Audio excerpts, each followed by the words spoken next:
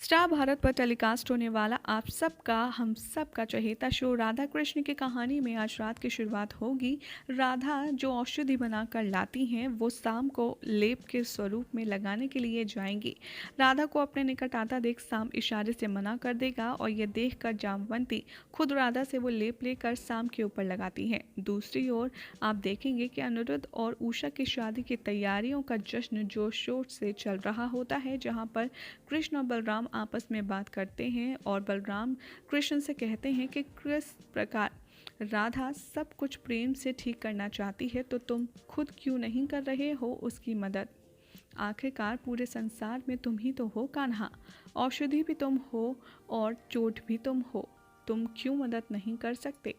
यहाँ पर श्री कृष्ण राधा के लिए कहते हैं बलराम दाऊ से कि मैं नहीं कर सकता क्योंकि मैं अपने वचन में बंधा हुआ हूँ। दूसरी ओर आप देखेंगे कि राधा रानी नई औषधि निर्माण के लिए बाहर जाती है और वहाँ पर पेड़ के पीछे छुपकर उन्हें कोई देख रहा होता है और उनकी मदद भी कर रहा होता है।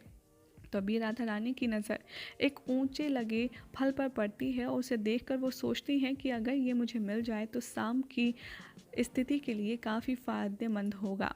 तभी वो फल टूट कर नीचे गिर जाता है और राधा रानी समझ जाती हैं कि ज़रूर यहाँ पर कोई है जिसका मुझे आभास हो रहा है और वो मेरी मदद कर रहा है। तभी पेड़ के पीछे से एक साधु निकल कर आते हैं और वो बताते हैं कि मैं एक वैद्य हूँ और मैं एक ऐसे इंसान का इलाज करना चाहता हूँ जो बिल्कुल भी ठीक नहीं हो पा रहा हो और उसके अंदर अनेकों बीमारियाँ हो, और मैं ऐसे ही किसी इंसान का इलाज करके अपने कर्म को सिद्ध करना चाहता हूँ। राधा रानी बहुत प्रसन्न होती हैं और कहती हैं फिर तो आप एकदम सही व्यक्ति से मिले हैं, आप मेरे साथ कृष्ण पुत्र शाम को ठीक करने में मेरी मदद कीजिए। ये कहकर श्री कृष्ण के बारे में वो थोड़ा नटखट स्वभाव से मजाक करते हैं, जिसे देखकर राधा चिढ़ जाती हैं और कहती हैं कि आप कृष्ण के बारे में कुछ मत कहिए। ये देखकर वो जो वैद्य होते हैं राधा से पूछते हैं क्यों, आपके क्या लगते हैं कृष्ण, आखिर आप दोनों में संबंध क्या है। ये बात सुनकर राधा एक बार फिर से क्रोधित हो जाती हैं और कहती हैं वो आप छोड़िए, आप समझ भी नहीं पाएंगे, लेकिन फिलहाल आप मेरे साथ चलिए। वैद्य को लेकर राधा पहुंच जाती हैं शाम के पास, जहाँ पर लेप डांट कर वो लगवाते हैं राधा रानी के हाथों। जी हाँ, वो वैद्य खुद राधा को बोलते हैं कि तुम ही शाम के हाथ पैरों पर वो लेप लगाओ, तभी उसका प्रेम से इसका संबंध होगा और प्रेम से लेप लगाया गया वो बहुत जल्दी फायदेमंद होता है।